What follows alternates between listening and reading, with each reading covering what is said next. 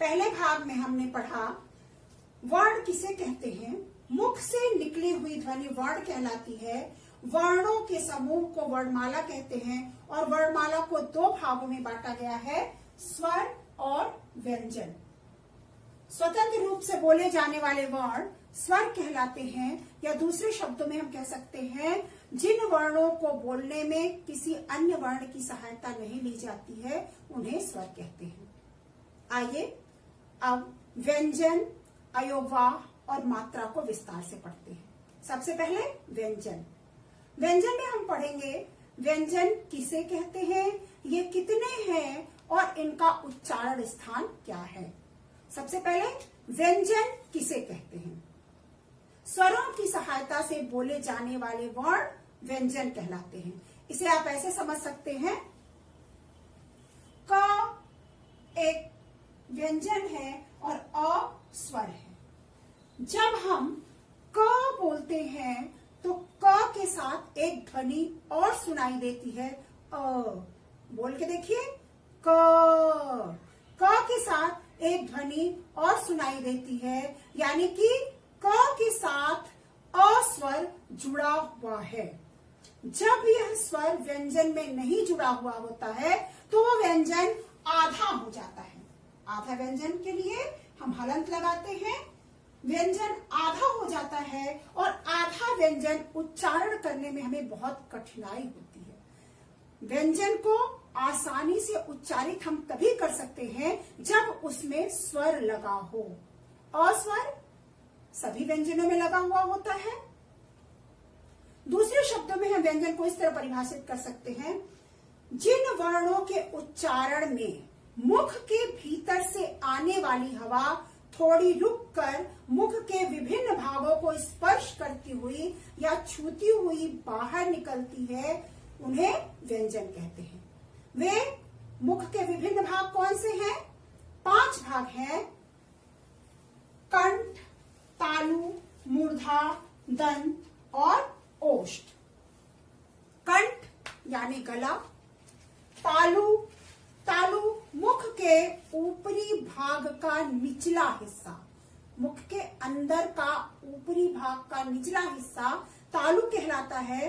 उसके आगे मूर्धा, फिर दंत और ठोंठ। इन 5 स्थानों से हवा का दबाव होते हुए बाहर निकलता है, तब वर्ण उच्चारित होते हैं। वर्णों को 3 भागों में बांटा गया है, स्पर्श, अंतःस्थ और ऊष्म। सबसे पहले स्पर्श व्यंजन। स्पर्श का अर्थ होता है छूना। जिन व्यंजनों का उच्चारण करते समय जीभ मुख के विभिन्न स्थानों को स्पर्श करती है, उन्हें स्पर्श व्यंजन कहते हैं। इन स्पर्श व्यंजनों को 5 भागों में बांटा गया है। पहला कवर्ग, चवर्ग, टवर्ग, तवर्ग और पवर्ग। प्रत्येक भाग में 5-5 वर्ण हैं। कवर्ग में क, ख, ग, घ, अंग। चवर्ग में च, छ, ज, झ, ञ। टवर्ग में ट, ठ, ड, ढ, ड़। तवर्ग में त, थ, द, ध, न। पवर्ग में प, फ, ब, भ, म। अब इन वर्गों को हम अलग अलग विस्तार से पढ़ेंगे। सबसे पहले कवर्ग।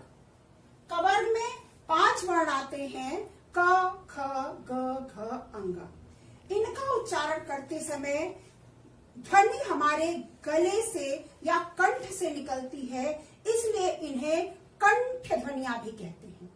दूसरा चवर्ग, च, छ, ज, छ, ञ। ये 5 वर्ण चवर्ग में आते हैं। इनको बोलते समय हमारी जीभ तालु को स्पर्श करती है, इसलिए इन्हें तालव्य ध्वनियां भी कहते हैं। उसके बाद तवर्ग। तवर्ग का उच्चारण स्थान क्या है? मूर्धा। इसको बोलते समय जीभ हमारे मूर्धा को स्पर्श करती है, जीभ पलटकर मूर्धा को स्पर्श करती है, इसलिए इसे मूर्धन्य ध्वनियां भी कहते हैं। तवर्ग इन ध्वनियों को दंत ध्वनियां भी कहते हैं। क्यों? क्योंकि इनका उच्चारण करते समय जीभ हमारे दांतों को छूती है। फिर पवर्ग प, फ, ब, भ, म, ये ध्वनियां हमारे होठों के मिलने से निकलती हैं, इसलिए इन्हें ओष्ठ ध्वनियां भी कहते हैं। इस तरह से व्यंजन के 3 मुख्य भाग हुए, स्पर्श, अंतःस्थ और ऊष्म, और स्पर्श के 5 वर्ग हुए, कवर्ग, चवर्ग, टवर्ग, तवर्ग और पवर्ग। अब स्पर्श का व्यंजन का दूसरा भेद अंतःस्थ। अंतःस्थ का मतलब होता है अंदर या बीच में स्थित। ये ध्वनियां स्वरों और व्यंजनों के बीच में स्थित होती हैं। ये हैं य, र, ल, व। ऊष्म। ऊष्म का अर्थ होता है गर्म। जिन व्यंजनों का उच्चारण करते समय हवा तेज गति से मुंह में रगड़ उत्पन्न करती है और उस रगड़ से ऊष्मा पैदा होती है, एक ऊष्मा मतलब गर्मी, एक गर्मी से पैदा होती है, उन्हें ऊष्म व्यंजन कहते हैं। ये है श, स और ह। इन 3 मुख्य भागों के अतिरिक्त भी व्यंजन को कुछ अन्य भागों में विभक्त किया गया है। वे है अतिरिक्त व्यंजन, उसमें संयुक्त व्यंजन, द्वित्व व्यंजन और अतिरिक्त व्यंजन ड़ और ढ़। सबसे पहले संयुक्त व्यंजन। 2 व्यंजनों के मेल से बनने वाले वर्ण संयुक्त व्यंजन कहलाते हैं। ये मुख्य 4 हैं, क्ष, त्र, ज्ञ और श्र। क्ष 2 व्यंजनों के मिलने से क और श के मिलने से बनता है। क और श के मेल से क्ष, त और र के मेल से त्र बनता है, और ज्ञ, ज और इया के मेल से बना है श्र, श और र के मेल से बना है। इस तरह से 2 व्यंजनों के मेल से बनने वाले ये वर्ण संयुक्त व्यंजन कहलाते हैं। इसके बाद द्वित्व व्यंजन। जब एक व्यंजन अपने ही ध्वनि के जैसे दूसरे व्यंजन से मिलकर बनता है तो उसे द्वित्व व्यंजन कहते हैं। ये द्वित्व व्यंजन क्या है, आइए समझते हैं। जैसे आप बोलते हैं पक्का, पक्का, इसमें ये 2 ध्वनियां आपस में मिली हुई हैं।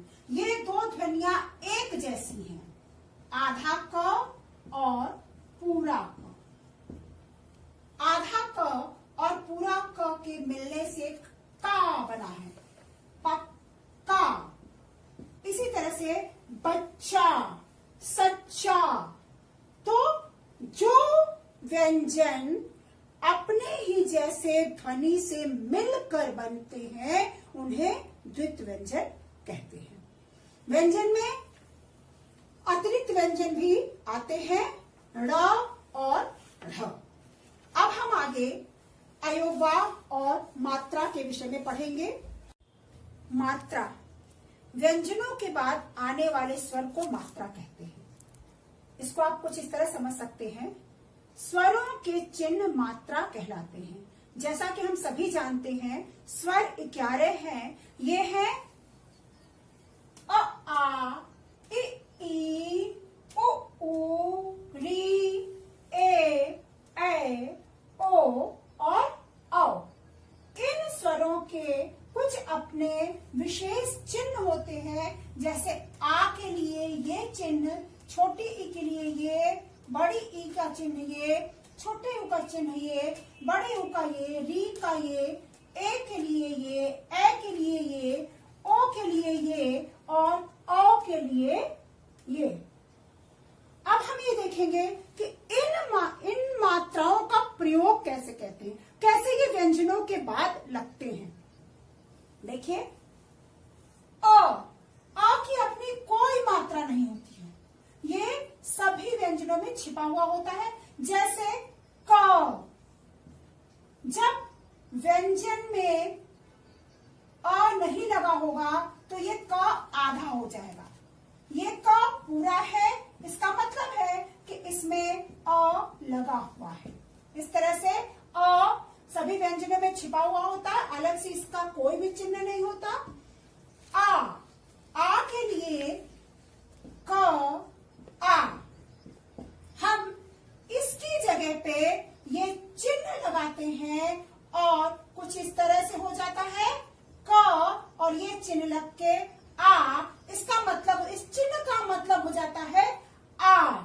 इस चिन्ह का क्या मतलब होता है? आ। इसी तरह से जब हम क में छोटी ई का चिन्ह इस तरह लगाते हैं तो ये कि, क में बड़ी ई का चिन्ह लगाते हैं तो की, छोटे ऊ का लगाते हैं तो कु, बड़े ऊ का चिन्ह लगाते हैं कु, री का चिन्ह लगाते हैं क्री, ए का चिन्ह लगाते हैं के, ए का चिन्ह लगाते हैं के, और ओ का चिन्ह लगाते हैं को, और ओ का चिन्ह लगाते हैं को। इस तरह से हम शब्द कैसे बना सकते हैं? कल, कल, ये एक उदाहरण है आपका। काम, किन, कील, कुल, कू, कृपा, केला, कैसा, कोयल, कौवा। अयोगवाह, अयोगवाह क्या है? अयोगवाह का अर्थ है अ के योग से अर्थ ग्रहण करने वाला वर्ण। ये न तो स्वर होते हैं और न ही व्यंजन। स्वरों के साथ प्रयुक्त होने के कारण ये व्यंजन नहीं बन पाते और स्वतंत्र रूप से ये उच्चारित नहीं होते हैं, इस कारण से ये स्वर भी नहीं कहे जाते हैं। इस तरह से अयोगवाह तीन तरह के हैं: अनुस्वार, अनुनासिक और विसर्ग। अनुस्वार, जब किसी वर्ण का उच्चारण करते समय हवा केवल नाक से ही निकलती है तो उसको लिखते समय हम उसमें कुछ इस तरह का चिन्ह लगाते हैं, बिंदी या बिंदु। जैसे पंखा, लंका। अनुनासिक, जब किसी वर्ण का उच्चारण करते समय हवा नाक और मुंह से एक साथ निकलती है तो वह अनुनासिक होता है। इसे लिखते समय वर्ण के ऊपर चंद्र बिंदु, कुछ इस तरह चांद की आकृति, इसे चंद्र बिंदु कहते हैं, चंद्र बिंदु लगाई जाती है। जैसे आंख, चांद, सांप। विसर्ग, इसका उच्चारण ह की तरह होता है। इसका चिन्ह इस तरह है, क्रमशः, प्रायः, पुनः। इस तरह से अयोगवाह के तीन भाग अनुस्वार, अनुनासिक, विसर्ग, जिन्हें अं, ञ और अह कहते हैं। तो इस तरह से हम लोगों ने पढ़ा व्यंजन क्या है, मात्रा किसे कहते हैं, अयोगवाह किसे कहते हैं, और आपके आज का गृह कार्य है, जो भी आपका अभ्यास कार्य पहले से दिया गया है उसको आप दी गई पाठ्य सामग्री से देखेंगे, याद करेंगे और अपनी कॉपी में लिखेंगे। धन्यवाद।